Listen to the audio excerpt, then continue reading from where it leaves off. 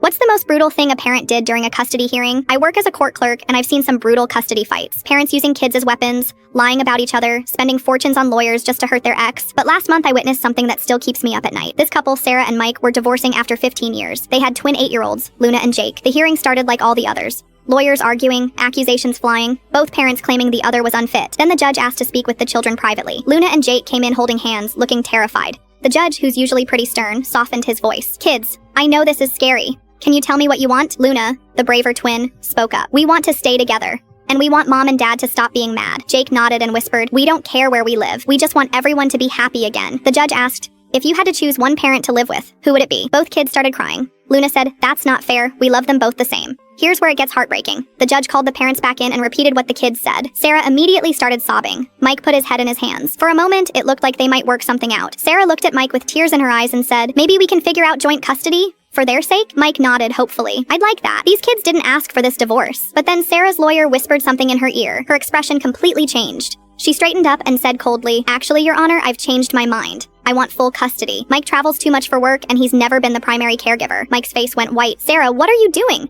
We just agreed." "I was being emotional, but I need to think about what's best for my children." Mike's lawyer jumped in with counter-arguments, but the damage was done. The hearing turned ugly fast. Sarah brought up every mistake Mike had ever made. The time he was late picking them up, the weekend he had to work during his custody time, even the fact that he didn't know Luna's teacher's name. Mike fought back, mentioning Sarah's drinking problem from 3 years ago that she'd gotten help for, her mother's interference, her tendency to badmouth him in front of the kids. Luna and Jake sat in the hallway, listening to their parents destroy each other through the courtroom doors. After 3 hours of brutal testimony, the judge made his decision. "Given the evidence presented, I'm awarding primary custody to the mother, with supervised visitation for the father every other weekend." Mike broke down completely. "Supervised? Your Honor, I've never hurt my children. I love them more than anything. The court has concerns about your work schedule and living situation. This decision is final." Sarah looked victorious for about 2 seconds until she saw her children's faces. Luna was staring at her like she didn't recognize her. "Mommy, why can't Daddy live with us anymore?" Jake ran to Mike, wrapping his arms around his legs. "Daddy, don't leave us." Mike knelt down, trying to hold it together. "I'm not leaving you, buddy. I'll see you every other weekend, okay? But that's not enough. I want to see you every day." Sarah tried to comfort them. "Kids, this is better. You'll have a stable home with Mommy." Luna looked at her with 8-year-old wisdom that cut like a knife. "You lied. You said you wanted us to be happy, but you made Daddy cry." 6 months later, I saw Mike in the courthouse again. He looked like he'd aged 10 years. He was filing a motion to increase his visitation time. His lawyer told me privately that the kids were struggling. Luna had started acting out at school, getting into fights. Jake had developed anxiety and was seeing a therapist. Mike had moved to a smaller apartment closer to their school, hoping to get more time with them. But Sarah fought every request for additional visitation. The worst part? The same woman who argued Mike was unstable because he traveled for work was now introducing a stranger into her children's daily lives after knowing him for 4 months.